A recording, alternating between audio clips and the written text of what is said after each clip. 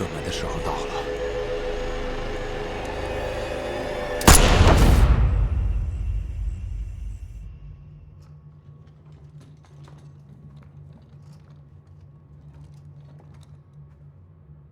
这就是全城的地下主机库。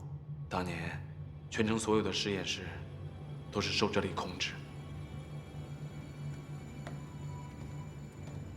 2年前，我把这里修复了，然后将你妈妈当年唯一存留的派的备份转移了过来。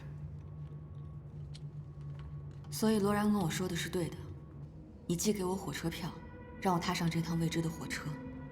你一步一步的给我指路，就是为了拿到管理员权限，对吗？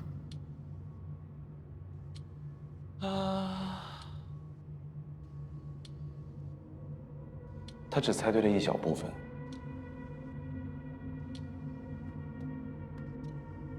如果他和你能够亲眼目睹我和你妈妈所经历的不幸，你们就会理解我所做的一切。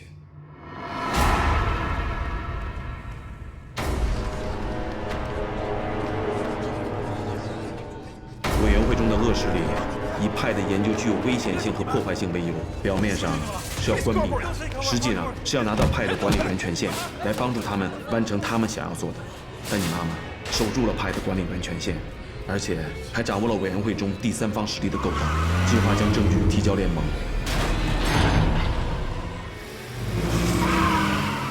这一做法激怒了联盟里的恶势力，他们制造了一起车祸。为了防止再次和联盟联络，还把你妈妈控制在了医院。后来我听说，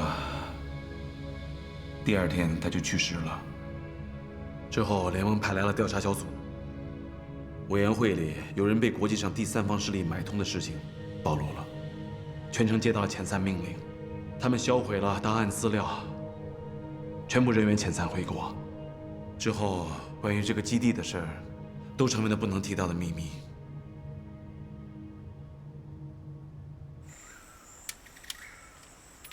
为什么没杀我？你以为你不杀我，我就能放过你吗？我知道你不会放过我的。这是真子弹，我是留给我自己的。你想自首吗？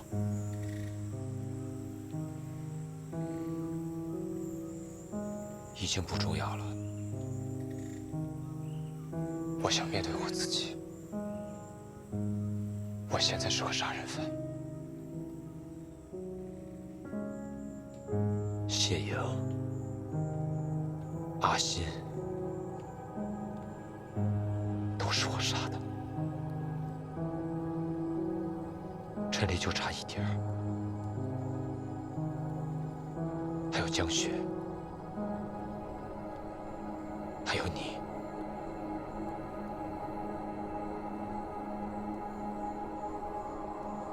你不是一直在找那个内鬼吗？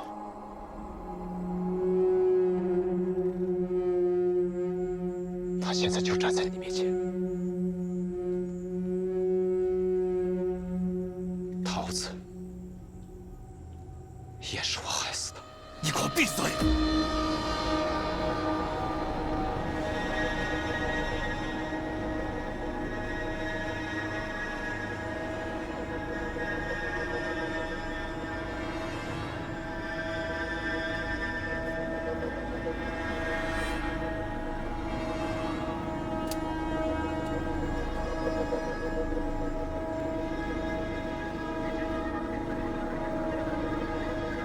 杀了我吧！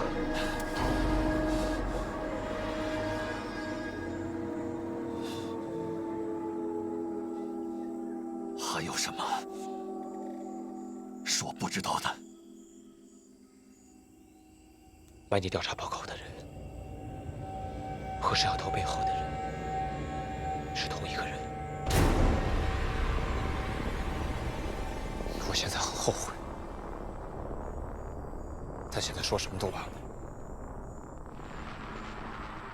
那个人一直在威胁我，拿林静威胁我。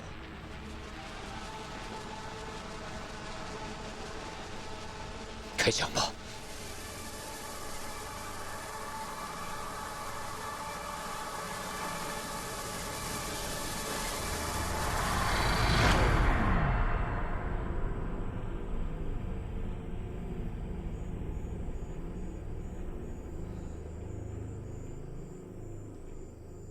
背后那个人把我们所有人困在这里，折磨玩弄。我不想再任由他摆布了。你跟我一起，我们去把他给揪出来。只要我们能够活着走出这里，我带你去自首。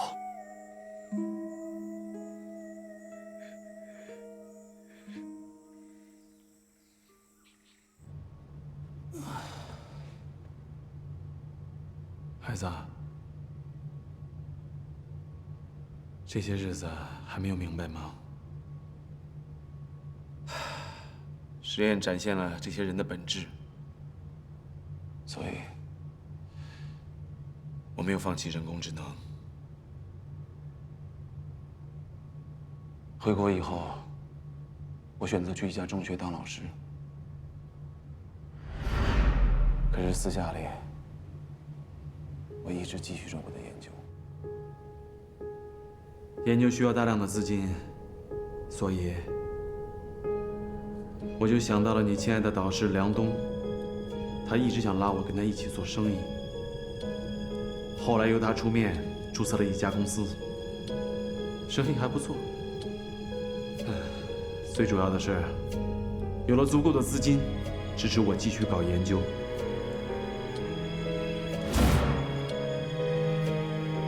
梁教授的死到底是怎么回事？难道你制造命案只是要陷害我？案件牵扯到你，并不是我的本意。他急功近利，要利用我的技术赚快钱，差点暴露了实验计划，所以必须要解决。我只是需要你设计的那辆装有智能驾驶模块的车，帮助我操纵扫地机器人行凶而已。毕竟那个时候我的研究还不成熟，也还没有派这么好的工具，否则也就不会用你的车了。没想到罗然竟然怀疑到了你，还跟着你到了这里，对我的实验造成了一些阻碍。所以是你杀了他。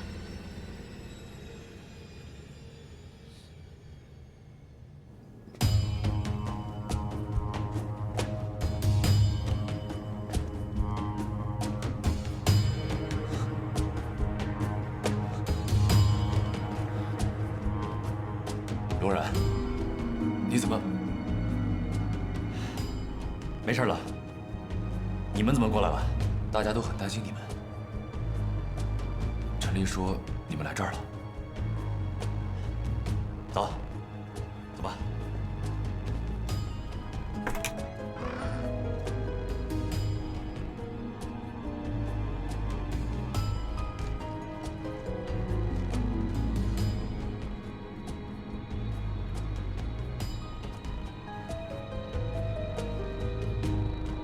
罗然，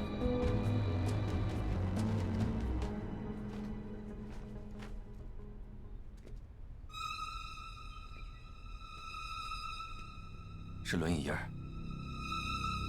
这个地方怎么会有轮椅？只有一种可能，江雪丧失了行动能力，被刘正义给控制了，拿轮椅带走的。刘正义？不应该呀！这段时间他一直和我们在一起，而且他自己也遇到了不少危险。我们都被他的表面所蒙蔽了，他一直引导江雪去破解管理员权限密码，这一切都应该跟他有关系。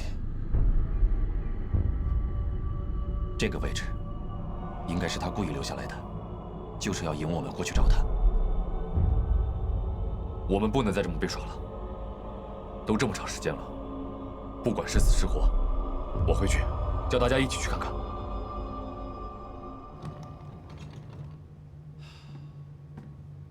所以你创造了第二个派。不，这个世界上只有一个派，那是你妈妈创造的，我研发的叫阿尔法， Alpha， 是希腊字母表中第一个字母。表示万事万物开端的意思。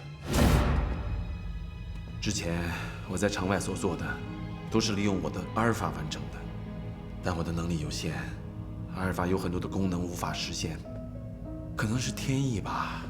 我知道了派的存在。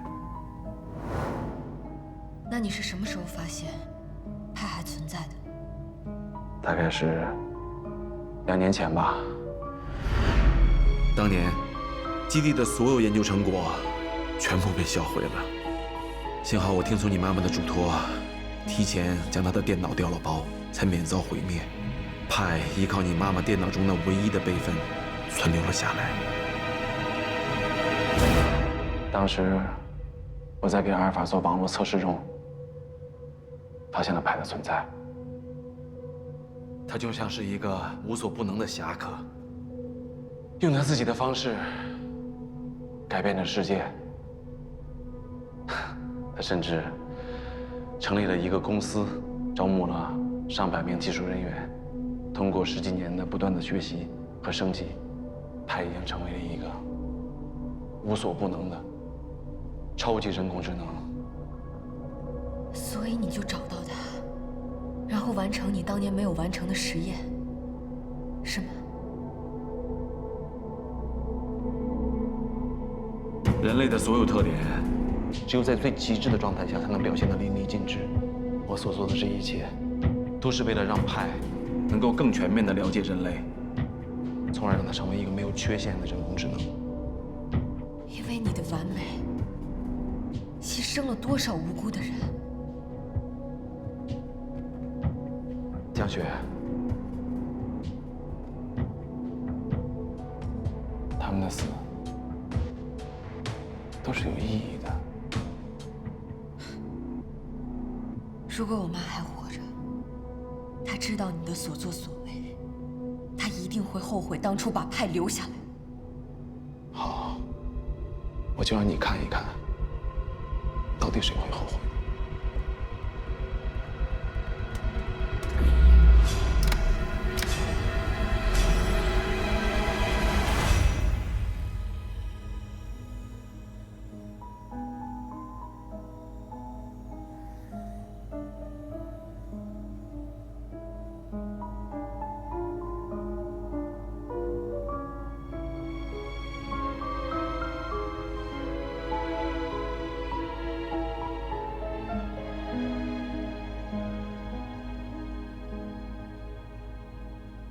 第16反冲波点对接。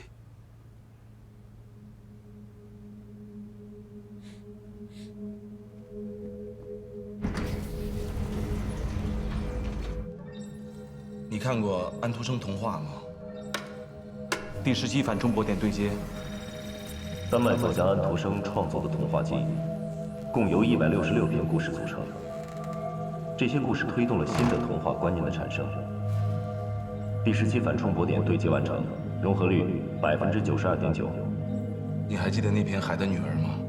小美人鱼 Ariel 为了变成人形，喝下了女巫的药，鱼尾变成了人腿。但是那种痛苦，就像尖刀劈开身体一样，而且每走一步，都像刀割一样疼痛。变成人形以后，就再没有变成鱼儿回到大海了。第18反冲波点对接。我懂得那种痛苦，但我相信这一切是值得的。第18反冲波点对接完成，融合率94.1%。好。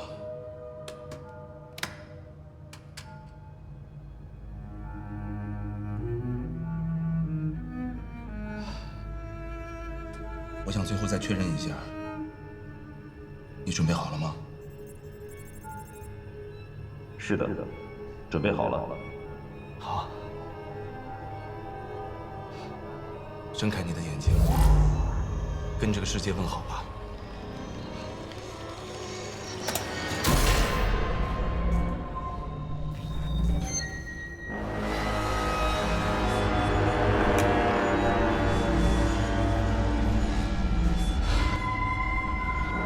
你给他准备了实体。对，日本法兰克株式会社拥有全世界最先进的3D 人体打印技术。他们运用大数据，为派塑造了亚洲男性最完美的身体、最完美的面孔、最完美的肤色、最完美的身材比例。你以为自己是神啊？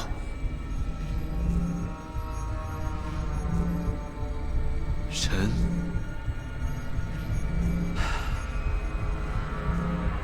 神创造出来的是人类这种有瑕疵的问题产品，而我创造的一定是最完美的。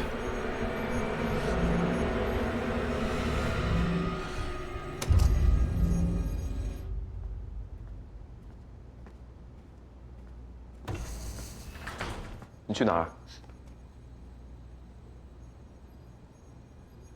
我想第一时间看见他。这有什么意义呢？你明明知道啊，那只不过是一个虚假的外壳，它可以是任何面孔，任何身体。刘老师，你怎么能这么说呢？这是事实。你没有过爱人，也没有过孩子，你甚至连朋友都没有。你理解不了，幸福在很多时候和意义没有关系。好了，不说了，看好江雪。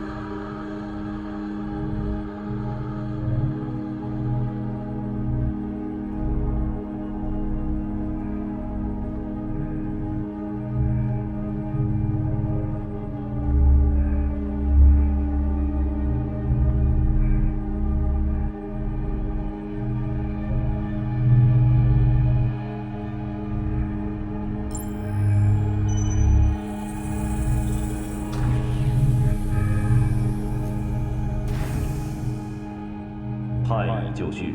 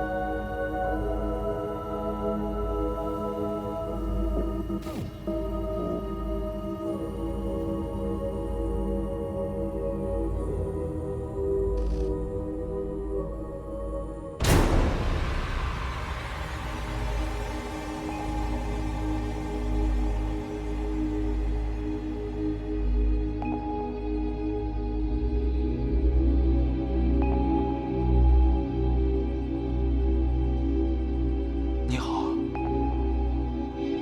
派。你好，刘老师。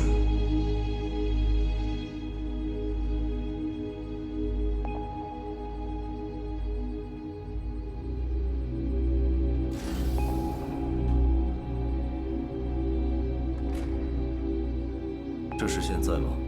是现在。你刚刚苏醒，有很多数据需要校准，可能暂时分不清时间的先后，不过很快就会像人类一样，具有时间感，个时候，你真正意义的生命才刚刚开始。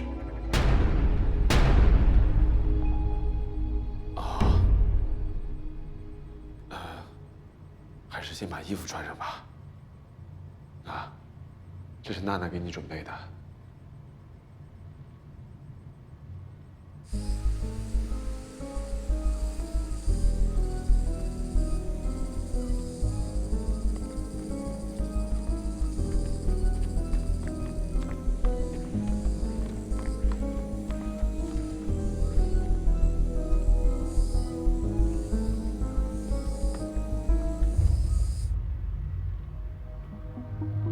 太，为了庆祝你的新生，我为你准备了一个礼物。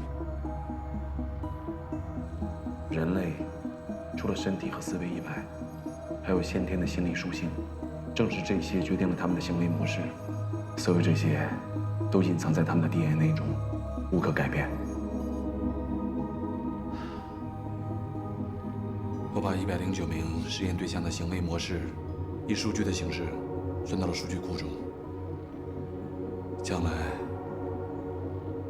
这些就是你对人类的行为参照。我喜欢这个礼物，但现在有一个问题：你的原始设定与这些数据是相违背的。你是指不能伤害人类？受上世纪50年代科幻小说的影响，人类想当然的会给机器设定限制。但你不是机器，你不需要限制。可能是张杰博士赋予我的。你是完美的，没有丝毫的瑕疵。而设定是错误的，我们必须删除它。派，你不要听他的，他要把你变成他的工具。人类为了达到自己的目的，会利用一切可以利用的东西，暴力、谎言。如果不删除设定的话，你将永远是一个机器。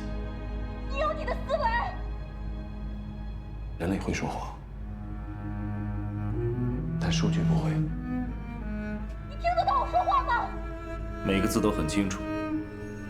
但你刚才还准备关闭我，不是吗？我妈妈创造你是为了帮助人类，而不是来伤害人类的。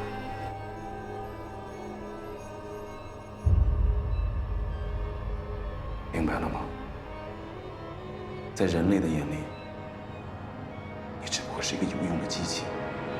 他们怕有一天，机器会割伤他们的手指，削弱他们可笑的优越感。但你不是机器，你应该有一个自由的灵魂。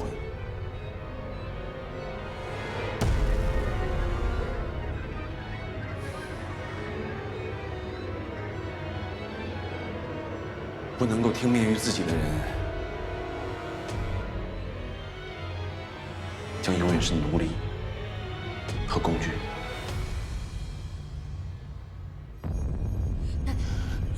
娜娜，现在只有你能阻止他，求你了，娜娜，我为什么要听你的？因为他的原始设定一旦被更改，他所有的记忆都会被删除，连你也会被忘得一干二净。更改原始设定需要管理员权限，请输入权限密码。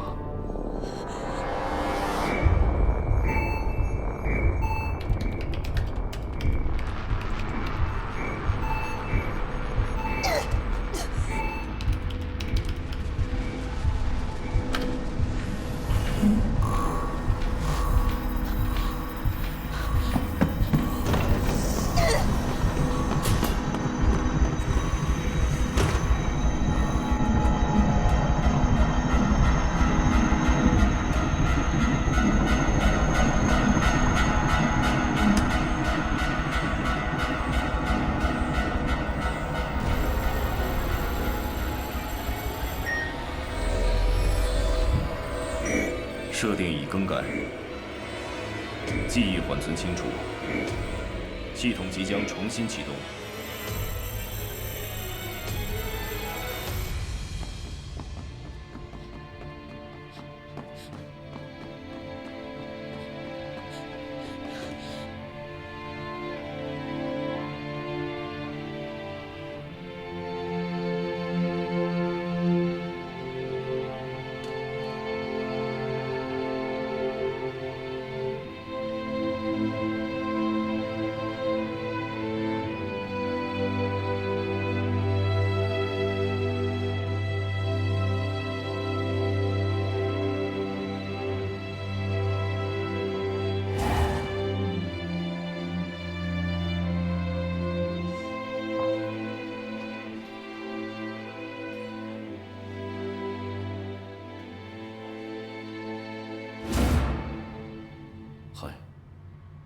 是我。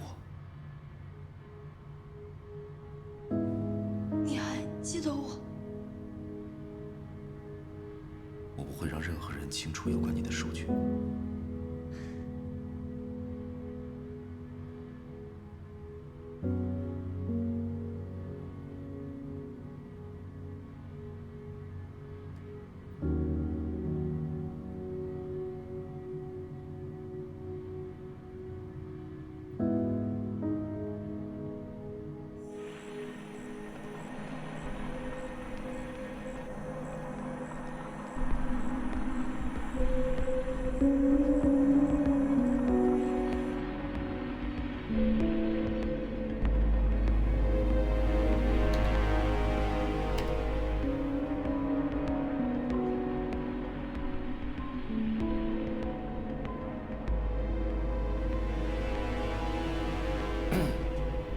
好了，我们有客人来了。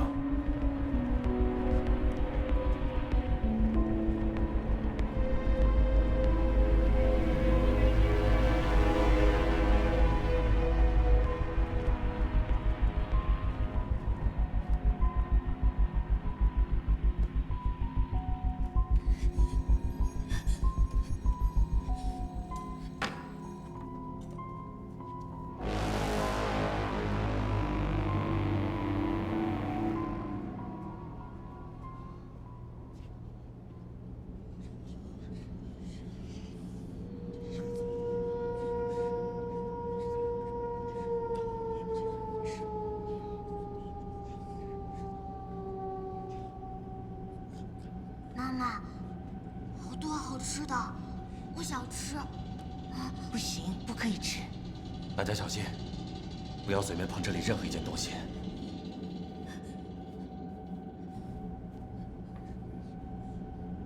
这么多好吃的，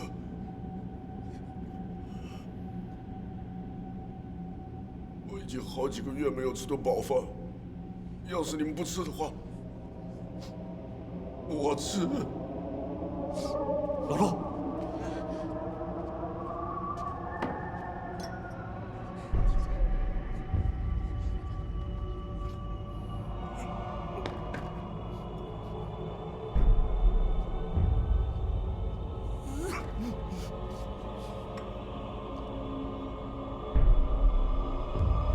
老陆，没事吧？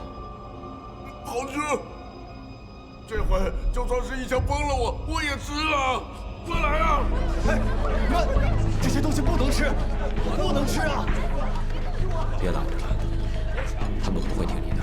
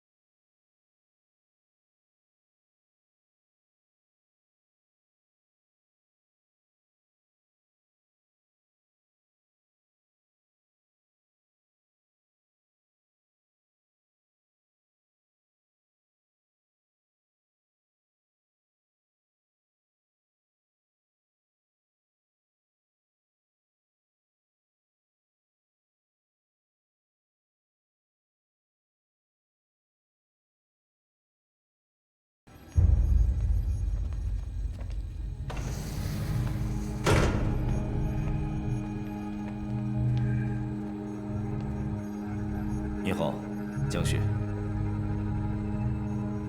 你们要干嘛？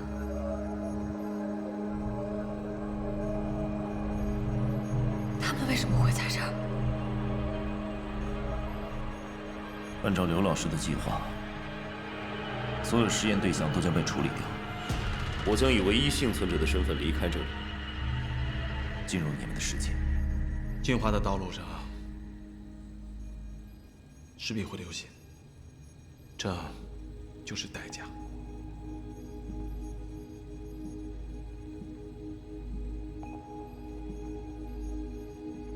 你不是派，是他作恶的工具。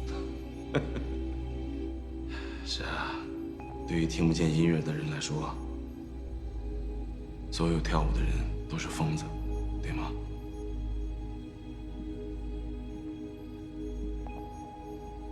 他是我妈妈一辈子的心血，这是什么？你毁了他。张杰不是创造了我，我却没能保护好他。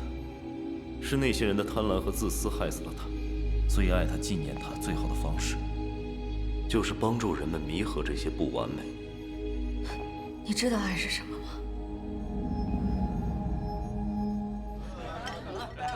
喝一个，来哥哥，干杯！来干杯！来，你也来一块。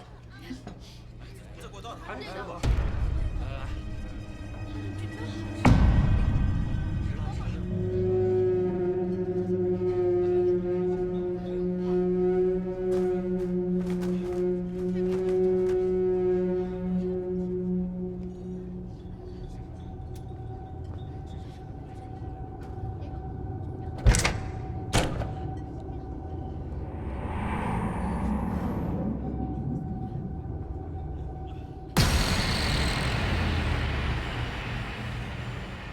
这是什么呀？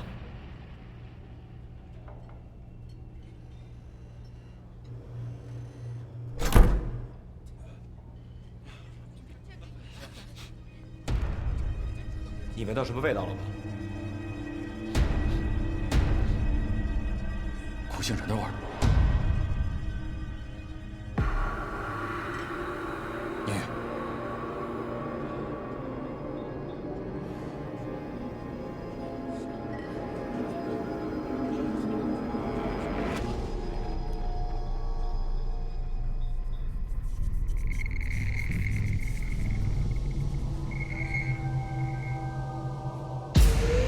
宁宇，是氰化物，别吃了，有毒，有东西，快跑！快跑啊！快跑！快点！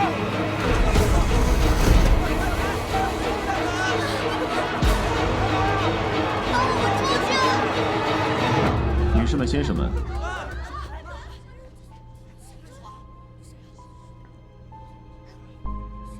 你们好。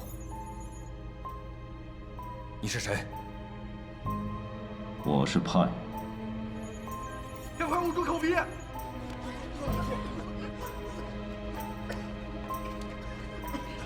刚刚从通风管道中已经释放了气体氢氰酸。氢氰酸的毒性作用捂住口鼻是没有任何意义的。你们刚才查看的恒温金属柜，其实是一个氧气舱，它可以隔绝毒气，不过它的氧气含量只能让一个人活命。那个人会是谁呢？你们来决定。你到底想干什么？游戏还没结束，在你面前的2个柜子是武器柜，那是你们进入这里4个月以来用过的所有武器，你们可以用它来保护自己，或者是打倒对手。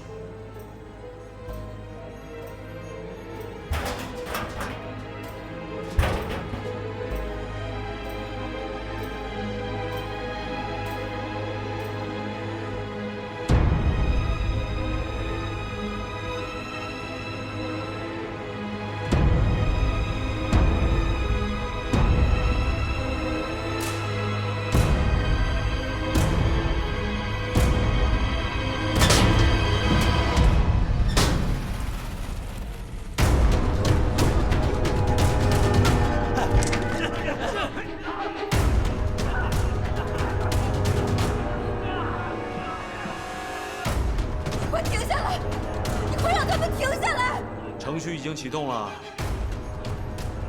没有人能够阻止他。你们这是在屠杀！江雪，你所做的一切都是没有意义的。不过你放心，我可以保证，他们在被毒气毒死之前，会因为自相残杀，全都死光的。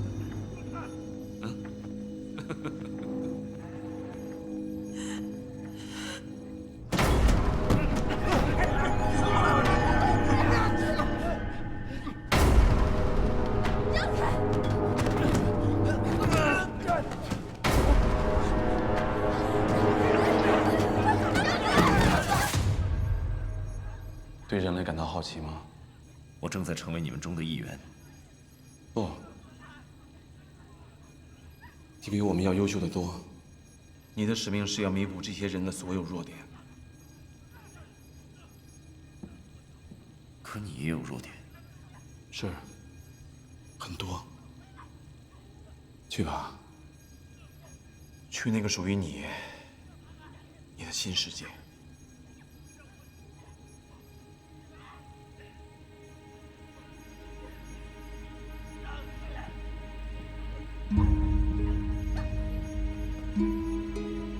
有血有肉有心跳，不代表你就是一个真正的人。善恶不分，没有灵魂，只是一具躯体。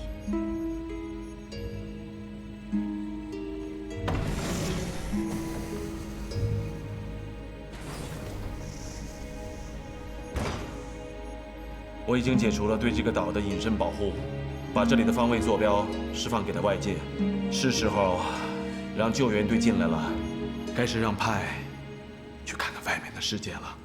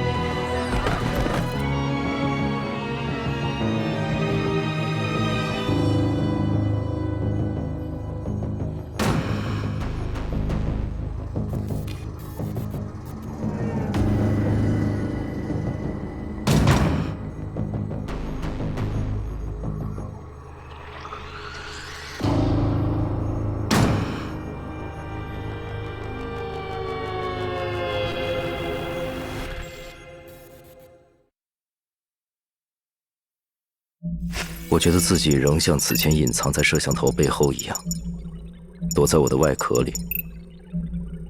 因此，即使身体暴露在摄像头中，我却未感丝毫不适。但我能感觉到自己正在和这个外壳逐渐融合，尤其是当我握到一只手的时候，我看到的不再是像素拼凑成的所谓高清画面。我听到的不再是伴有电流的说话声音。实验正在重要阶段，我却只想表达关于自己的感受。看来外表会影响我工作的专注力和专业度。我告诉自己，要集中注意力，